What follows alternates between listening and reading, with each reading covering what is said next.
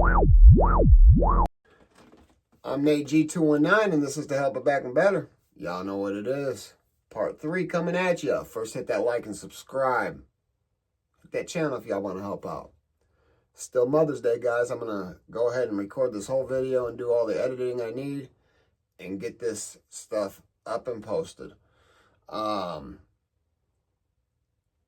we're back with part 3 with the interview with Manwell Miles. Sentenced to 270 years in the year 2001 for the hard R and 4 counts of criminal deviant conduct. I don't know why I have problems saying that. Criminal deviant conduct. A count of burglary and an attempted armed robbery. So he was originally facing 350 years. And again, he only has to serve half of his time, but half of 270 years. You can't serve all that time. And, you know, I've read his paperwork. I've read through it a few times. That's the reason I had reached out to him. You know, never knew what he was convicted of in there. Never carried himself, was never classified as one of those guys, did not run with one of those guys. He ran with a very prominent group of guys, and he was very respected amongst that group of guys. Those group of guys did not respect people that they know did things like that. So there's enough people that do not believe that Ty's done this. I honestly don't think that I believe. I don't believe it. I try to remain pretty unbiased about these things. And, you know, I want to bring you guys a lot of different walks of life because, you know, my one wrong turn led me to meet people that were convicted of some very heinous things that they admitted doing. You know, Tex, Nathan Anderson, like that dude. Now I found out some things about that dude, but hey, you know what? We're going to do a story about that at a different time. Found out some things about him yesterday. So anyways, yeah, this is part 3 and we're back with Manwell Miles. This happened 2 days after my 19th birthday. Okay, yeah. We're at the part of the story where he's talking about the girl that he allegedly had violated, that he's convicted of. How she came about accusing him. It wasn't even her words that said him. It was her like best friend's baby's dad that said his name. Now, her best friend's baby's dad seemed to have issues with him for whatever reason. People hold grudges and people like to blame people. People dislike people and will put their names in the hat for some nonsense. But something like this, especially if he's not guilty, he does not need to be there. He does not need that label. Because as of now, he will not ever come home. 25 years of his life. So from 2 years old to 27, his mother was incarcerated. He lost his father last year to a 13-year-old child attempting to rob him.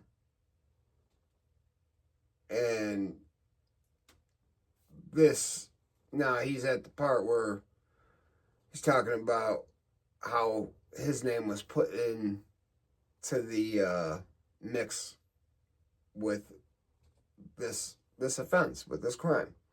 Now, nobody's saying that this crime didn't happen, but we're questioning whether he's guilty or not. And from what I've read, I just honestly don't believe he's guilty. I was 19 for 2 days. Man, that's just, that's crazy. And so you're writing a book? Yeah, I wrote it's an urban novel. I'm writing my autobiography, but I wrote an urban novel. And it's crazy. I just talked to my mother today, and she said a publisher had contacted her that's interested in it. So I gotta get back to her. But yeah, I've been trying to do something positive, that I'm behind these walls, but it haven't always been like that since I've been down. Right, right. Well, it's a I have hard place. I ain't never getting out. I came here as a kid, and I ain't see no reason for going to school or anything like that because I know how to read, I know how to write, I know how to add, and being in prison, that's the only thing you need. I didn't see no reason to go to college and go to school, get my GED. I see no purpose to that. But now I wish I would have though, because I'm about to be 43 in a couple of months, man. And, I mean, I got a lot of certificates and and stuff like that, but Yep, I'm going to be 44 the day you turn 43. yeah. Yep.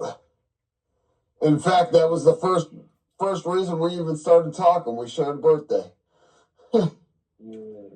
But I mean, it's been hard for me. I better take the losses. yes, you have. I mean, it's been just a rough ride upon a rough ride. And now, were you ever offered a plea agreement? No. Never offered. The crazy part is, I got arrested August 26th of 2001, and by the end of the year, I was already in prison. Like I went to my arraignment, which is where they tell you your charges and things that you're being charged of. Then I went to a bribe reduction, and then a month or two after that, I started picking my jury. My lawyer, I don't want to badmouth him because he's deceased, but at the same time, man, my lawyer gave me over to the state, man. He didn't do nothing for me, man. He was a public defender. I literally was in jail 3 months. So yeah, and that's unless you have filed a fast and speedy trial, which I read nowhere that he filed a fast and speedy trial. A public defender does not file a fast and speedy trial unless they are great public defenders. And regardless of the guy being here or not, public defenders, they a lot of times, especially in bigger cities, that's all they do is public defender work. They'll have a few private clients, but very few. And so they're like prosecutor sidekicks. I mean, they will hand you over to the state. They do not care about you. They're getting paid no matter what by the hour or by the caseload. I don't know exactly how it works. I mean, I know if we go hire them and they're going to charge us an arm and a leg, but this was an unpaid lawyer. You know, when a family doesn't have the means to provide a lawyer, especially for a case that's you're facing such a heavy time. I mean, I was facing between 6 and 110 years, and one of the better lawyers gave a quote of $45,000 just to take the case. Like, and if it there could have been more things. Now, chances are I would have not gotten a sentence like I did, but you know what it is, what it is. I went with a public defender. We call them public pretenders. But that same lawyer is rated one of the, or was rated one of the best lawyers in the county. Now, that's if you pay him. It's only if you pay him. And I watched him have clients with worse felonies than me. Same dealing, but charged with a higher grade felony. I seen him getting them the same sentence as they were getting me. Mine was not reduced. I didn't get a chance to get a B felony reduced to a C felony, and that's usually what people do. But you don't hear about people. It took me 10 and a half, 11 months before I was sentenced. 3 months? He was in, he went to prison, or he went to jail August 26th of 2001 and was in prison before 2002. That's unheard of.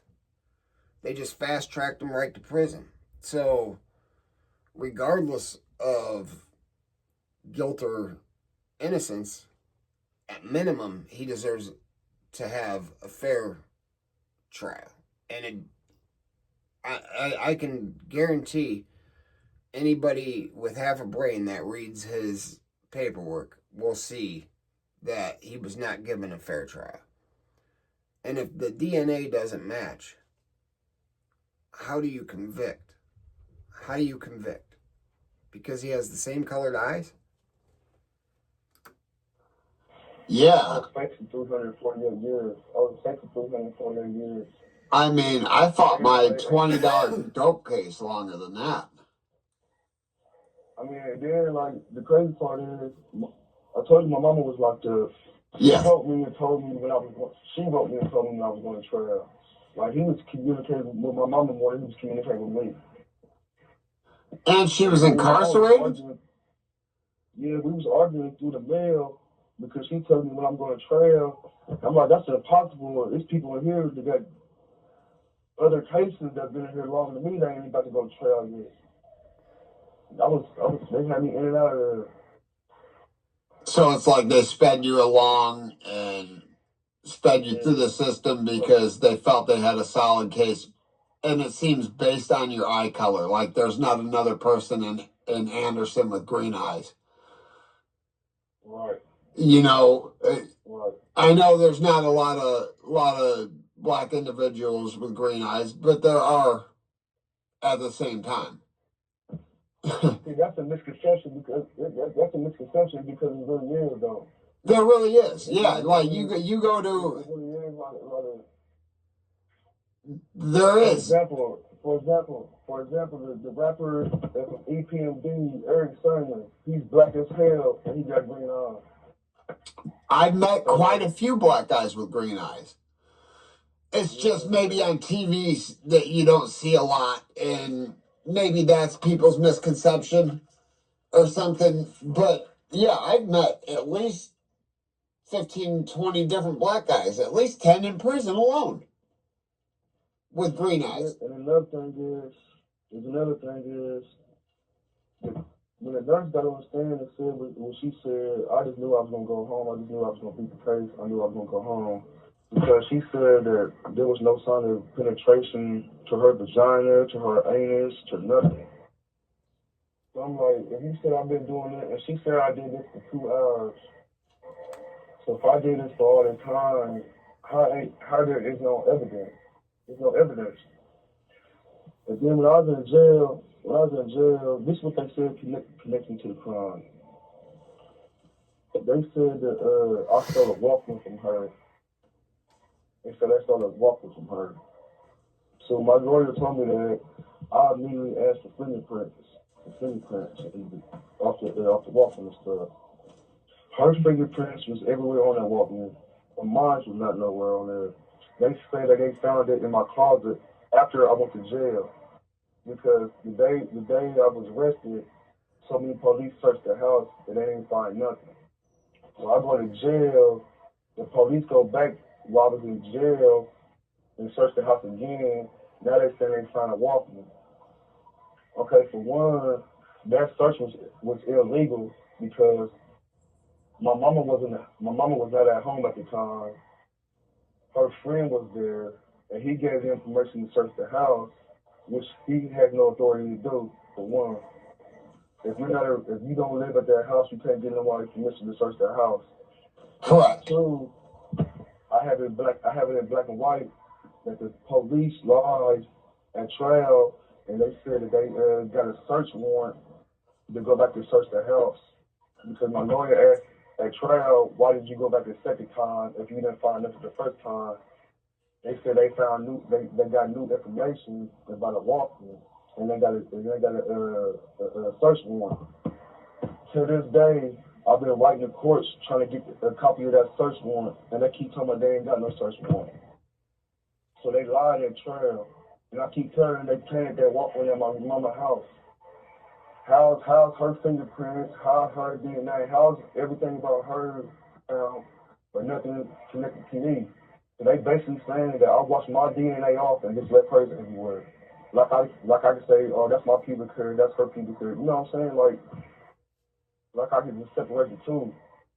Yeah, that doesn't even make sense. And that's a lot of what I've read tells me that there's something else going on here. They wanted you gone, whatever the reason. And you talking about that other guy may make a little sense. But we're definitely going to continue some more interviews. And you and I are going to talk some more, and we'll figure out some more about what to talk, because this is going to be 3 different parts right here. So I'm going to go ahead and stop the recording right now. Plus, I know they're going to be cutting us off in a few. Yeah, that's the interview with Manwell Miles. Okay, I'm back after doing some quick math here, and I looked up the population of Anderson, Indiana, and there's about 54,788. There's 54,788 people there. 78.8% white. 15.2% are African American.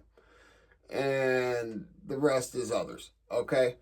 So, out of the African American black community, whatever you want to call it, between roughly 3 to 4% have green eyes.